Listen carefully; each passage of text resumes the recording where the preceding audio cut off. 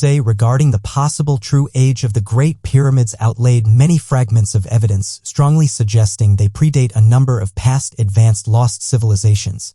However, it mistakenly overlooked a possible culprit for their construction. Numerous layers of casing stones, each once an enormous undertaking, occurred at varying which many perceive were possible conservation efforts. Due to this and the fact that I had so far identified at least 3 advanced separate civilizations elsewhere, achieved through the cooperation of nearly 3 years' work focused upon cataloging unexplained advanced ruins from the past, characteristics within the techniques used to construct them, tool mark signatures left upon the stones, unique and differentiations exclusive to particular ruins, were slowly gathered and used to identify 3 distinct ancient civilizations with their own unique directions of development. However, I mistakenly presumed that the Cyclopean civilization was placed far closer to us than the original pyramid builders. This was put forward as a personal opinion, which mystery history reluctantly has to admit that although based on logic, has been disproven by this very same methodology. In the video, it was stated, and I quote, "I have never, and now strongly feel will never, find any indicative evidence of these civilizations building the footings under any of these gigantic megaliths." End quote. I had looked for a significant time for any signature stonework linking any of the civilizations I had identified to the placement of megalithic blocks over or around the 1,000 tons mark. If I discovered these characteristics beneath such enormous stones, I would have proven that they were indeed capable and more than likely the civilization responsible for their placement, with the most significant being the building of the pyramids. There were some issues which niggled MH regarding this postulation before the following discovery, however. Due to the lack of any footings, had to postulate the pyramid builders were a far more capable group. One such niggle were the matching scoop-like tool marks used by the Cyclopean civilization found in Bozda Cave, Turkey, officially proven to have been the quarry for Harran, a nearby settlement which possessed their signature Cyclopean blockwork. Cuboid blocks with a raised center, synonymous with many ancient builds, with the same scoop-like tool marks also present upon the excavation of the unfinished obelisk. Yet due to the absence of footings, which would have demonstrated undeniable proof that they were indeed capable of working, moving, and placing such stones, I wrongly presumed that they were incapable of such tasks. However, unlike academia, regardless of disliking the realization that he was mistaken about something, the motive of the channel is honest research and logical deduction. Thus, admitting one's mistakes allows not only mystery history's understanding to evolve, but is the only path one can take in the pursuit of truth. The Western Wall, Wailing Wall, or Kotel, as known in Islam as the Barrage Wall, is an ancient limestone wall in the Old City of Jerusalem by Herod the Great in 19 BC, enclosing the Temple Mount in a large rectangular structure topped by a huge flat platform. The Western Wall is considered holy by both practicing Muslims and Jews. Of the 4 retaining walls, the western one is considered to be closest to the former temple, which makes it the most sacred site recognized by Judaism outside the former Temple Mount Esplanade. Including its 17 courses located below street level, is academically claimed to date from the end of the Second Temple period and is commonly believed to have been entirely built around 19 BC by Herod the Great. However, the western stone, weighing around 600 tons, and a few other enormous stones, all located below ground level within the base, not only possesses compelling evidence, but beneath this enormous stone are the signature blocks of the civilization I named the Cyclopeans. This is evidence I wrongly presumed I would never find, demonstrating that the civilization I call the Cyclopeans were indeed capable of moving such gigantic stones. What's more, they were also capable of moving the pyramid stones, and indeed those of Baalbek, yet to be a viable suspect due to the immense age of the pyramids. Evidence would need to be found to support this, and amazingly, these foundation stones do indeed contain just that. Still embedded within holes presumably cut for the placement of the blocks, timber chocks can be found in these foundation stones, wooden planks which have over an unimaginable amount of time petrified into coal, stone, and flint-like materials, indicating a minimum age of at least 100,000 years. As such, decay and petrification would not have been able to occur in the currently attested timeline. Could these stones date from the original construction of Giza's Great Pyramids? It is undoubtedly a wall many followers of certain Abrahamic monotheistic faiths hold in high regard and one of incredible importance to them. Amazingly, however, due to these amazing features, it is also of high significance in regards to unraveling the secrets of history.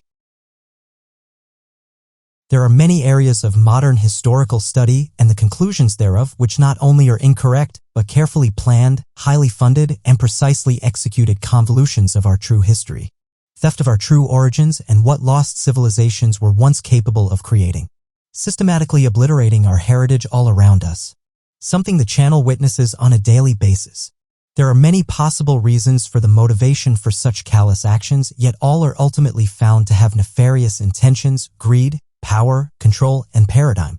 With funded academics complicit in this destruction, there is now very little MH has not covered, investigated, or encountered regarding antiquarian subject matter. As such, is now utterly convinced the timeline for the history of humans is far larger than, far greater, and far more spectacular than any religious, geological, archaeological, historical, or any other academically funded field or institute who greatly profit from the propping up such continued misconceptions will ever willingly admit. It is up to all of us to remain thorns in the sides of institutional liars. The truth is out there, but one must be relentless in their pursuit of it. To those who fund the travesty, who publish the fallacy, is all a big game, a power play to preserve an already well-established deception. Yet, as mentioned, these strategic moves are not only isolated to our modern era. In reality, they have always been a consequence of greedy, psychopathic, power-hungry individuals throughout the ages, re-inhabited by our more recent ancestors who strategically began to claim them as their work, with modern academics using a similar strategy for their own beneficial motives. The past invaders motivated by the illusionary sense of power and intimidation which would have struck fear or respect for their seemingly magical capabilities into the hearts of any surrounding group. Also used by modern academia using the vast array of said individuals' artifacts excavated at each site to support their posit for structural origin. This, always regardless of the complete absence of any claimed culture, leaving any diagrams, messages, or anything, not one shred of evidence showing these claimed culprits knew how to construct them. A vast portion of the general public simply go away, presuming those running the studies know all about who built these sites and how. Thus those unfamiliar with the anomalies we cover can easily make a forgivable oversight, as these charlatans openly declare they do indeed know who built them, resulting in a massive misplaced faith from individuals unaware of the concealed features and the hidden agenda by the institutes who bribe others through the academic funding structure. Manipulating those with limited information of such sites, academics put tremendous effort into being perceived as intellectually superior to us all. This is solely for the purpose of financial gain, as if they are perceived as being more knowledgeable by default they possess a greater influence, as such can uphold misconceptions and concealment of the controversial and the contradictory. We often stumble upon unexplainable anomalies, sites claimed as the work of civilizations that were simply incapable of such feats. Polygonal masonry, enormous megalithic block walls, and rare but crucial polygonal floors. We have also recognized signature block work found in many different countries with many ancient stone builds ingeniously put together. Weight-bearing architecture such as the lintel in the treasury of Atrus that, due to its accurate and complex design, is simply preposterous to attempt to claim as the work of a group of ancestors which we know predates our own modern understandings of such techniques. Yet regardless, academic explanations insult our intelligence by still claiming such ridiculous explanations.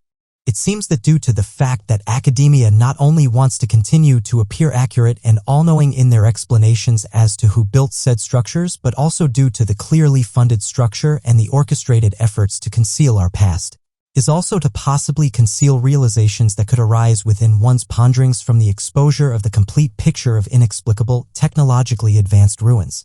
Not only are many of these sites ignored, but many have experienced tremendous levels of vandalism and destruction. As mentioned, many of the most impressive ancient sites have had many of their most impressive engineering legacies stolen. Lots were adapted and claimed as another's creation: the Roman road, Roman columns, blinds, etc. The Great Pyramids claimed as the work of copper-wielding ancient Egyptians. Each of these supposed accomplishments by these supposed constructors are all absent any explanation as to how they constructed such wonders and those techniques found to have been used by these groups. The channel suspects were replicated, for if they were engineered by these groups, how did they consistently make such tremendous leaps in such tiny time frames? It seems highly illogical and convenient that these occurrences of rapid technological development have all been found to have occurred within or near these still unexplained ruins.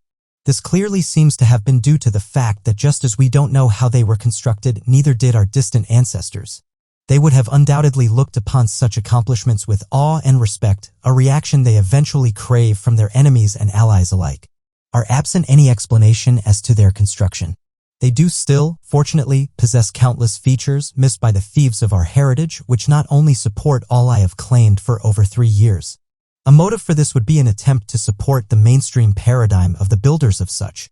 Yet it is nothing more than deceit, with modern movies involving these theaters merely an attempt to warp one's impression of their true purpose and origins. For example, Delphi in Greece, a site we have covered in the past, is one of the only sites we are aware of which still contains a near-pristine picture of the building techniques once present at sites which contain ancient amphitheaters. Segesta is still another little-known, rarely shared temple ruin that, due to this continued, is merely overlooked or rather dismissed and brushed under the rug, nothing more than another one of their many ancient ruins. However, the channel perceives such sites in a different light. Not only does it contain an amphitheater, one suspiciously robbed out of its stage stonework, but Delphi is clearly of a very similar age, with Delphi still displaying a polygonal stage floor. A group of individuals, perhaps from a certain institute which shall not be named, who have for over a century been repeatedly reported as actively seeking out, buying, stealing, and eventually concealing many controversial artifacts. Yet the deliberate destruction of features such as the stone at these sites is beyond the pale. These structures have survived millennia until primitive beliefs poisoned our species to such an extent that they destroy the truth in favor of their fictional storybooks. The temple, although predictably now missing its roof, still contains features that not only fly in the face of academic teaching, but reinforces our conclusions of the sites having a far greater antiquity than the Greeks.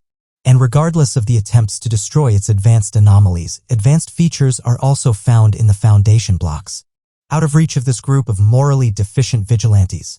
Protuberances, these enigmatic notches, are a signature we have already identified previously as an enigmatic feature, a signature of a lost civilization, one which we call the polygonal civilization. Additionally, the incredible levels of pitting found upon the columns is clearly demonstrative of many eons of erosion. This process of erosion would be considerably slower than that of a more abrasive or damp environment, making such erosion scars much slower to form, thus much older than what would witness in a location with far greater variation in seasonal conditions. Indicative of its unimaginable age is but another structure claimed to date from the Greek and Roman eras. Yet when the condition of said temple is compared to other structures known for a fact it is to have dated from the same supposed era, it clearly exposes not only academia's conspiracy, but that they are indeed remnants left by a now lost, highly advanced civilization. There are places on our planet that still contain some astonishing ruins originating from a very distant antiquity, quietly studied by academics the world over and just as quietly dismissed as modern works are from not-so-distant, more primitive ancestors. Or, if fated enough, attributed to natural activities by geologists, funded by the same infrastructure as that of the academic world, pay to explain the origins of the ruins of Earth to a particular, already permitted timeline. Not only are these funded individuals directed to only attribute such sites to a certain timeline, but if they go against the grain by actually attributing them or sharing data contradicting such timelines, it is often thrown out and their funding ended, slowly drying up with their future opportunities in the field as well as their prospects and ultimately their reputation. Regardless of this, facts do not lie. And the more one explores the anomalies we present here on our channel, the more one may find themselves coming to similar conclusions as we have regarding the illogical nature and often impossibility of these advanced ancient ruins, having been created using now lost knowledge or technologies, once being the work of the academically claimed culprit. Siberia is indeed one of these places, and due to the remote nature of some of the ruins found here, are easily dismissed, hidden from a modern world battling to regain the truth regarding our past. Altai is an area that contains many ancient megaliths so old they are undeniably the legacy of a civilization now long lost to history. Yet this tremendous age is a double-edged sword. Not only could they eventually reveal, like done during current studies of the antiquities already covered on the channel, reveal that ruins found across the globe just don't date from a single civilization, but are in fact the work of separate civilizations who have presumably been and gone at different times, making the flourishment of man and indeed our eventual decline a cyclical occurrence, but due to tremendous age can also be dismissed as nothing but mere geological features. This regardless of the still remaining highly eroded evidence that can be found at such sites, which is indeed indicative of artificial origins. Furthermore, there also exists a number of supposed hillsides that, just like the pyramids of Giza, have resisted the tests of time more successfully than their polygonal counterparts, meaning their undeniable shape and alignments have survived long enough for them to stick out like sore thumbs amongst a landscape which is unbalanced and predictably unaligned, a background made by nature, yet their angle of descent, their ridged edges, and ultimately their artificial nature still allows one to recognize them and identify them as not only places of interest, but ancient pyramids hidden from man for countless millennia, protected by mountain ranges and hostile, inhospitable climates, which our modern technology is slowly allowing us to rediscover regardless of a modern academia who would rather we didn't. Additionally, not only can these artificial and highly intriguing features be found here, but also possible evidence to indicate how their creators came to an untimely demise, possibly at the hands of immense heat and a possible natural disaster. Found within the nature reserve of Ergaki among the western Sion mountain range is a feature that has rarely been seen, let alone photographed. An entire side of one of the mountains was, at some time within the distant past, turned to magma. During an event yet to be understood. Turned to liquid magma, this stone flowed like liquid, but only for a short period before resolidifying. A relic from a disastrous event undoubtedly packed tremendous force. Yet, whether this is evidence of the event which decimated the ancient civilization responsible for Siberia's ruins is yet to be fully known. The Ditan Rock. A 40-ton boulder in Massachusetts, USA is a mysterious relic indeed. Not only does it not fit in with the surrounding environment, but the incredibly ancient inscriptions found upon it could unlock highly controversial truths regarding the reach of ancient civilization that would fly in the face of current academic theory. What is interesting regarding this enormous rock is that it was not only placed where it now lay by natural geologic activities many millennia ago, dropped where it lay on the shores of the Taunton River by the melting of an ancient glacier during the end of the last ice age, measuring 5 feet high, 9.5 feet wide, and 11 feet long, made of gray-brown, crystalline sandstone. But no one has been able to say with certainty who first rode upon the rock, what they wanted to communicate, or why they created these mysterious markings. With it now known to have been the inspiration for over 1,000 books and articles and the basis for over 35 hypotheses. The mystery and indeed debate regarding the writings on the Diatan Rock continue to this day, and a possible motivation for the mystery to remain unsolved is to protect the currently they could quite possibly be markings left by a past, now lost civilization, or one that has long been claimed to have been unable to have had such far-reaching settlements. The antiquity of the writings is undoubtable, as many scientific investigations have proved that they are indeed very old. Yet what is hotly debated is the origins and indeed the civilization responsible for creating them. Since 1680, when Reverend John Danforth visited the rock, a mainstream academically approved theory regarding the stone has been put forward and popularized by said institutions. However, the fact that the glyphs or possible language etched upon the rock has never been deciphered remains. After seeing it, he decided that the carvings on it were made by Native Americans, specifically the Wampanoag Indians. After being told the tale of a ship arriving and a battle between the locals and mysterious newcomers were told to him from long ago in the distant past, Danforth drew the symbols visible on the top half of the petroglyph and then wrote, quote, "It is reported from the tradition of the old Indians that there came a wooden house with men of another country in it swimming up the river Assinet that fought the Indians and slew their Satchel." Such interpret the figures to be hieroglyphical, the first figure representing a ship without mast and mere wrack cast upon the shoals, the second representing a head of land, possibly a cape with a peninsula. Danforth's drawings were requested by the Royal Society of London in 1732 and are now preserved in the British Museum. This not only proof of their acceptance by mainstream academia, possibly due to its lack of any controversial claims, just a simple mention of newcomers and no further mention of their possible identity. Yet the fact that these inscriptions remain undecipherable makes the possibility of the newcomers being from a locality nearby illogical and suggests that they were, instead, created by a group who came from a now lost, or possibly concealed, advanced civilization. Another hypothesis put forward by Ezra Stiles in 1767 while he was the president of Yale College claimed that the famous seafarers, the Phoenicians, had made their way all the way to North America on at least one voyage. Stiles believed that the writings were left by them to simply show that they were once there. Style's idea was a popular one in Europe for some time and were embraced by Antoine, a French scholar, as a possible answer to the identity of their creators. He said that the carvings on the rock should be split into 3 sections: the past, present, and future. Some of the images he identified were an oracle and butterfly, representing the future, a horse and a beaver meeting, symbolical representations of the 2 contents interacting in the present, and the divine figures or symbols of Minerva, Telesphore, and Priapus, representative of the past. Yet the mystery of who created the carvings remains to this day. Additionally, the original location of the carvings also remains a mystery. The fact that the boulder has landed where it now lay due to geological activities means it could have originated in a location far away from where it now lay. Was it made by a now lost civilization? Or possibly one that academia continues to claim was not able to travel such vast distances? The mystery surrounding the Dite N rock continues. There are many ancient sites which we have already covered here on our channel that, regardless of the unexplained features we continue to expose, are little researched or indeed revisited by mainstream academia. These sites are predictably given an illogical explanation for their origin and creation, dismissed and ignored as if the book regarding their history is complete and thus closed from further study. That required such a long time excavation that many researchers, some funded, others with independent interests, were able to reveal simply astonishing features, ancient feats of engineering, before they were attributed to groups who were simply incapable of achieving them.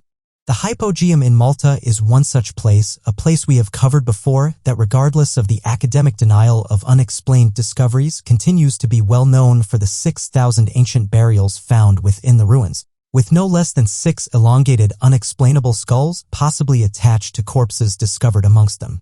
These reported remains later vanished and are now utterly denied as having ever existed. Yet so many researchers became aware of these discoveries, later sharing this cover-up with the world. The official museum and curator tasked with the responsibility of caring for the site and the countless remains found within is still, to this day, inundated year by year with requests and calls regarding these unexplainable remains.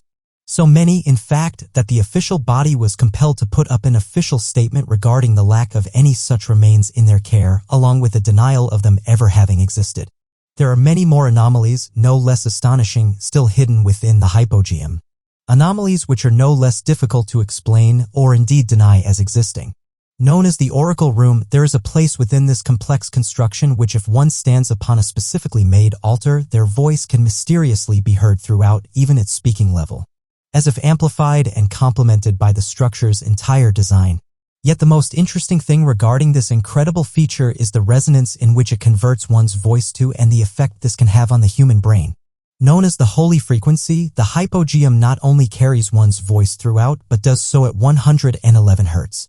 A professor from Cambridge University in the UK has also discovered that the burial mounds of cairns also resonated sounds at this mysterious 111 Hz. Devereux investigated this intriguing relation of 111 Hz and found out something quite interesting. He realized there were many ancient texts describing beliefs which are based on a divine sound or divine frequency principle. Pythagoras created his musical scale starting with the note A, which curiously resonates at the frequency of 111 Hz. Additionally, further research with MRI scans has shown that the brain switches off the prefrontal cortex and also deactivates the language center that is responsible for holistic processing, creativity, intuition, and inducing an emotional plateau at exactly 111 Hz. This reaction, many field tests revealed, resulted in an experience described as a divine level of meditation in a number of subjects.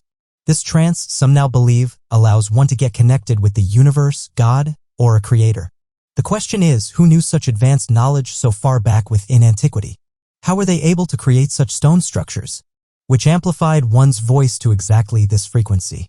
It seems preposterous to continue to attest that this amazing structure was somehow built by our lesser capable modern ancestors over 3,500 years ago.